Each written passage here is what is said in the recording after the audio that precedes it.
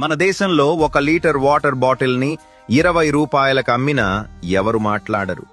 అలాగే 50 గ్రాముల ఆలుగడ్డతో చేసిన చిప్స్ ప్యాకెట్ 30 రూపాయలు పెట్టినా ఎవరూ అడగరు.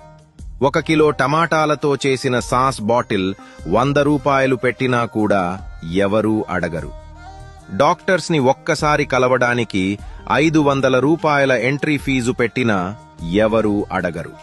ప్రైవేట్ స్కూల్స్, కాలేజెస్ లక్షల్లో ఫీజులు వసూలు చేసినా కూడా ఎలాంటి కంగారు కనిపించదు.